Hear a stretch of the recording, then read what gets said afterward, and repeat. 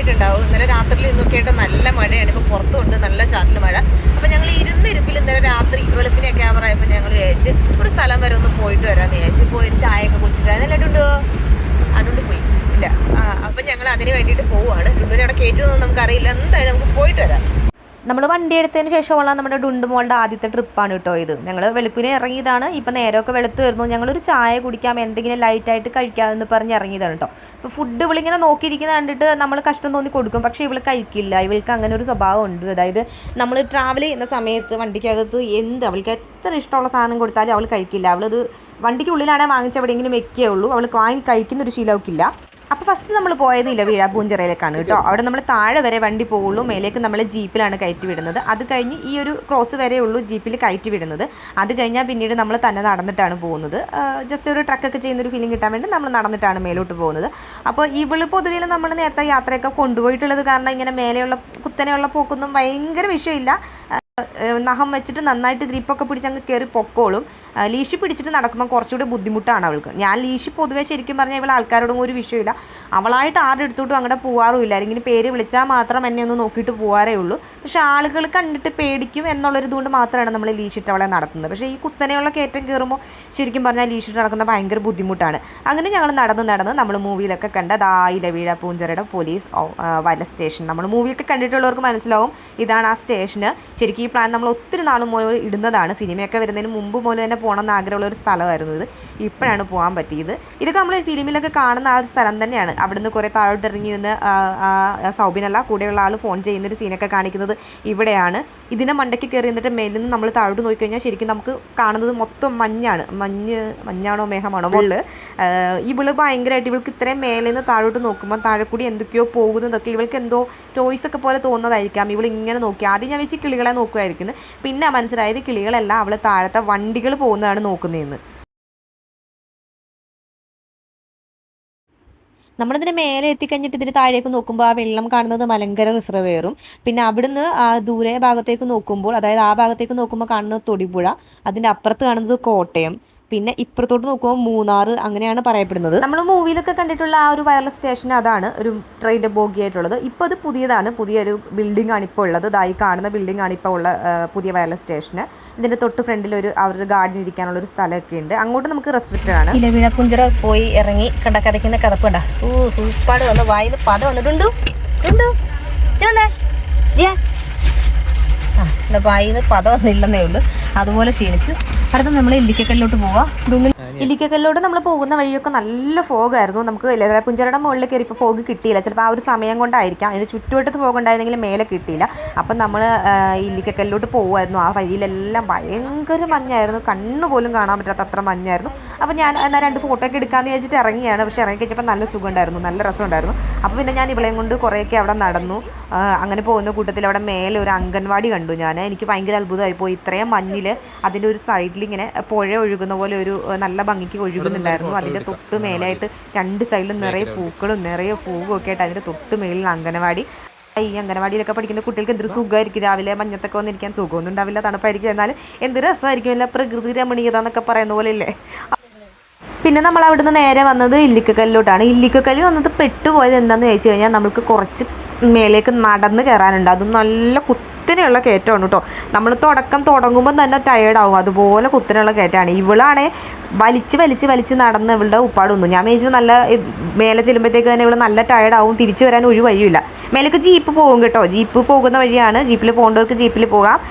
ഞാൻ പിന്നെ കുറേ ആൾക്കാരെ ഒരുമിച്ചാണ് അവർ കൊണ്ടുവന്നത്. അപ്പോൾ എനിക്ക് ഭയങ്കര സഫക്കേറ്റഡ് ആയിട്ടിരിക്കുന്ന ബുദ്ധിമുട്ടുള്ള കാരണം പിന്നെ ഇവളെ കയറ്റാനുള്ള ബുദ്ധിമുട്ടും കാരണം ഞങ്ങൾ നടന്നാണ് കയറിയത്. അങ്ങനെ നടന്ന് കയറുന്നെങ്കിൽ നമുക്ക് ഇവിടെ എത്തുമ്പോഴത്തേക്കും നമ്മൾ നല്ല ടയേർഡാവും. വണ്ടിയിലാണെങ്കിൽ ശരിക്കും ഇവിടെ വരെയാണ് അവർ നമ്മളെ കൊണ്ടുവിടുക. ഇവിടെ വരെ കൊണ്ടുവന്നിട്ട് ഇവിടെ നിന്നാണ് നമ്മൾ മേലേക്ക് കയറി പോകുന്നത്. നടന്നാണെങ്കിൽ നമ്മൾ ഇവിടെ വരുമ്പോൾ ഇവിടേക്ക് ഇരുന്ന് കുറച്ച് റെസ്റ്റൊക്കെ എടുത്ത് മഞ്ഞിലൊക്കെ ഇരുന്ന് ഇത്തിരി തണുത്തിട്ട് പോകാം. കാരണം നമ്മൾ എങ്ങനെ പോയാലും വീർക്കും. അവിടെ നിന്ന് കയറി ഇവിടെ വരുമ്പോഴത്തേക്ക് തന്നെ നമ്മൾ കുറച്ച് ക്ഷീണിക്കും. ഇവിടെ വന്ന് ഇത്തിരി വെള്ളമൊക്കെ കുടിച്ച് റെസ്റ്റ് എടുത്ത് മഞ്ഞൊക്കെ കണ്ട് പിന്നെ മേലേക്ക് നോക്കുമ്പോൾ ഒരു സന്തോഷം തോന്നും. കാരണം മേലേക്ക് നല്ല മഞ്ഞാണ്, നല്ല വ്യൂ ആണ്. അപ്പോൾ ഇത്രയും കയറിയ ഒരു ക്ഷീണമൊക്കെ നമ്മളങ്ങ് മറന്നു പോകും. ഇവള് മേലെ വന്നപ്പോഴത്തേക്ക് നല്ല ടയർഡായി. ഞാൻ വെച്ചാൽ റെസ്റ്റ് എടുത്തിട്ട് കയറാമെന്ന്. കാരണം മേലേക്ക് കുറച്ചുകൂടി വഴിയുണ്ട്. ഈ വഴി കണ്ടു കഴിഞ്ഞാൽ കിളി പോകും കേട്ടോ. ഇത് കയറുമ്പോൾ നമുക്ക് കയറാനുള്ളൊരു ബുദ്ധിമുട്ട് മാത്രമേ ഉള്ളൂ, കുറച്ച് ആയാസപ്പെട്ട് കയറാം എന്നുള്ളൊരിത് മാത്രമേ ഉള്ളൂ. പക്ഷേ തിരിച്ചിറങ്ങുമ്പോഴാണ് പേടിയാവുക. പ്രത്യേകിച്ച് സ്റ്റെപ്സ് ഒന്നുമില്ല, രണ്ട് സൈഡിലും കൈവരികൾ കെട്ടി വെച്ചിട്ടുണ്ട്. അത് സേഫ്റ്റിക്ക് വേണ്ടിയാവും, അങ്ങോട്ട് ഇങ്ങോട്ട് വീണ് പോവാണ്ടിരിക്കാൻ വേണ്ടിയിട്ട് സേഫ്റ്റിക്ക് കെട്ടി വെച്ചിട്ടുണ്ട്. അതുകൊണ്ട് നമുക്ക് ഇതിനുള്ളിലൂടെയാണ് മേലോട്ട് കയറുന്നത്. സ്റ്റെപ്പുകളൊന്നും തന്നെ ഇല്ല. നമ്മൾ കല്ലുകളൊക്കെ ഇങ്ങനെ വേറെ കുറേ രീതിയിലൊക്കെ ഇരിക്കുകയാണ്. നമ്മളതിൽ പിടിച്ച് വേണം കയറി പോകാൻ. ഭാഗ്യത്തിന് മഴയില്ലാത്തതുകൊണ്ട് രക്ഷപ്പെട്ടു. മഴ ഉണ്ടായിരുന്ന ഈ തെന്നി കിടക്കുന്നിടത്തൂടെ എങ്ങനെ കയറുമെന്ന് എനിക്കറിയില്ല. മഴയുടെ സാഹചര്യങ്ങൾ ഇവിടെ കയറ്റി വിടാറില്ലെന്നാണ് ഞാൻ അറിഞ്ഞത്. പിന്നെ തിരിച്ചിറങ്ങുമ്പോഴാണ് നമുക്ക് പേടിയാവുക. ഇവിടുന്ന് താഴേക്ക് നോക്കുമ്പോഴത്തേക്ക് ചങ്കൊന്ന് കാളും. പിന്നെ എനിക്ക് ഒറ്റയ്ക്ക് ഇവിടെ നടത്തിക്കൊണ്ട് വരാൻ പാടായിരുന്നു, കാരണം താഴേക്കായത് കാരണം ഇവിടെ വീണ് പോകുമെന്നൊക്കെ ഉള്ളൊരു പേടി കാരണം നമ്മൾ ചെസ്റ്റ് ബെൽറ്റ് കൂടി ഇട്ടു, എങ്കിലേ നമുക്കൊരു ഗ്രിപ്പ് കിട്ടുള്ളൂ. അപ്പോൾ ചെസ്റ്റ് ബെൽറ്റും ഇട്ടു, അല്ലാണ്ടുള്ള കഴുത്തിലുള്ള ആ ലീഷ്യം ഇട്ട് അവളെ നമ്മൾ പിടിച്ചിറക്കുമായിരുന്നു. ഇവിടെ ഒരു നോർമൽ റോട്ടിനെക്കാട്ടിൽ സൈസ് വളരെ കുറവാണ്. നമ്മളവളെ അധികം വണ്ണം വെപ്പിച്ചിട്ടില്ല. ഇങ്ങനെ യാത്രയൊക്കെ ചെയ്യുന്ന സമയത്താണ് അതിൻ്റെ ഗുണം നമുക്ക് മനസ്സിലാവുന്നത്. നല്ല തടിയൊക്കെ ഉള്ളൊരു പട്ടിയായിരുന്നു. ഇപ്പോൾ ഭയങ്കരമായിട്ട് അണച്ച് ഇവർക്ക് ട്രക്ക് ചെയ്യാൻ പറ്റാത്തൊരവസ്ഥയായിപ്പോയതിന്. ഞാൻ തന്നെ പേടിച്ചാണ് ഇതുവഴി ഇറങ്ങുന്നത്. അപ്പോൾ അതിൻ്റെ കൂടെ അവൾ ശരിക്കും കുഴപ്പമൊന്നുമില്ല, അവൾ നല്ല കൂളായിട്ട് നടന്നിറങ്ങുന്നുണ്ടായിരുന്നു. പക്ഷേ എനിക്ക് അവളെ കൊണ്ട് പോകാനൊരു പേടി. പിന്നെ അവൾ ഓരോ സ്റ്റെപ്പ് ഇറങ്ങുമ്പോൾ തിരിച്ച് നോക്കുന്നുണ്ടായിരുന്നു ഞാൻ പുറകിലുണ്ടോ, എവിടെ പോയി എന്നുള്ളത്. അങ്ങനെ ഞങ്ങൾ താഴെ വന്നിരുന്നപ്പോഴത്തേക്ക് കുറേ ആൾക്കാർ ഡുണ്ടുവിൻ്റെ അടുത്ത് ഫോട്ടോ എടുക്കാനും അവളെ കാണാനും ഒക്കെ വേണ്ടി വന്നു. അവൾ പിന്നെ ഭയങ്കര ഫ്രണ്ട്ലി ആയതുകൊണ്ട് ആരുടെ അടുത്ത് വേണേലും പോകും. നമ്മുടെ പെർമിഷൻ ഉണ്ടെങ്കിലേ പോവുള്ളൂ. നമ്മുടെ പെർമിഷൻ ഇല്ല, കുറച്ച് നേരം നോക്കിയിട്ട് തിരിച്ചിങ്ങ് പോരും അവൾ. എന്നാലും ഫോട്ടോ എടുക്കാനും അവൾക്കത് ശീലമായി. യാത്ര പോകുന്നതും ആളുകൾ വരുന്നതും അവളെ വിളിച്ചിരുത്തി ഫോട്ടോ എടുക്കുന്നതൊക്കെ അവൾക്ക് ശീലമായിട്ടുണ്ട്. അതുകൊണ്ട് അവൾ ആൾക്കാരുടെ അടുത്തൊക്കെ പോയി നന്നായിട്ട് മിങ്കിൾ ചെയ്തിരിക്കും. ഡോഗ്സിനൊക്കെ ഇഷ്ടമുള്ളവരുടെ അടുത്ത് അവൾ എന്തായാലും പോവും. അവൾക്കത് അറിയാവുന്ന ഒരു ഇതാണ്. പിന്നെ നമ്മൾ അപ്പോഴത്തേക്ക് കുറച്ച് മഞ്ഞൊക്കെ നീങ്ങിയിട്ട് നമുക്ക് ഈ ഇല്ലിക്കൽ കല്ല് ശരിക്കും കാണാറായിട്ടോ. അതുവരെ അവിടെ നല്ല കട്ട മഞ്ഞായിരുന്നു, നമുക്കൊന്നും കാണാൻ പറ്റില്ലായിരുന്നു. നമ്മൾ തിരിച്ചിറങ്ങിയപ്പോഴത്തേക്ക് അവിടുത്തെ മഞ്ഞ് ഇത്തിരി മാറിയിട്ട് നമുക്ക് ഈ പറയുന്ന ഇല്ലിക്കല്ല് പേര് അത് ആ കല്ലാണ്. അപ്പോൾ അത് നമുക്കൊന്ന് നന്നായിട്ട് കാണാനായി. അപ്പോൾ ഞാൻ അവളെ വിളിച്ച് കാണിച്ചു. അവളെന്താ കണ്ടതെന്നൊന്നും എനിക്കറിയില്ല, അവളെന്താ എൻജോയ് ചെയ്തതെന്നും എനിക്കറിയില്ല. എന്തായാലും അവളെ വിളിച്ച് കാണിച്ചു, നോക്കി നിൽക്കുന്നുണ്ടായിരുന്നു, എന്താണെന്ന് എനിക്കറിയില്ല. അത് കഴിഞ്ഞപ്പോഴത്തേക്ക് കുറേ പേര് വന്ന് ഡുണ്ടുമോളുടെ കൂടെ ഫോട്ടോ എടുക്കണമെന്ന് പറഞ്ഞ് ഒരു ഫോട്ടോ ഒക്കെ എടുത്ത് കഴിഞ്ഞിട്ട് നമ്മൾ കുറച്ച് നേരം കൂടി അവിടെ നിന്നു.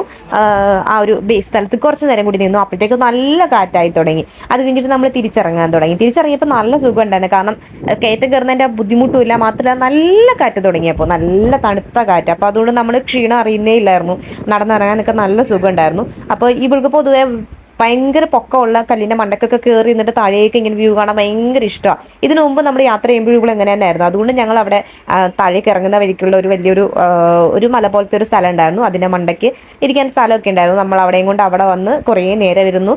അവൾ അവിടെ നിന്ന് കാഴ്ചയൊക്കെ കണ്ട് അവൾക്ക് ഭയങ്കര ഇഷ്ടമാണ് ഇങ്ങനെ മേലെ നിന്ന് താഴോട്ടുള്ള വ്യൂ ഒക്കെ കാണാൻ വേണ്ടിയിട്ട്. അപ്പോൾ കാണാത്ത സാധനങ്ങൾ എന്തെങ്കിലും ഉണ്ടെങ്കിൽ ഞാൻ ചൂണ്ടി വിളിച്ച് കാണിച്ചു കൊടുക്കും. വണ്ടി പോകുന്നതും എന്തെങ്കിലുമൊക്കെ കിളികളൊക്കെ ഉണ്ടെങ്കിൽ അതൊക്കെ വിളിച്ച് കാണിച്ചു കൊടുക്കും.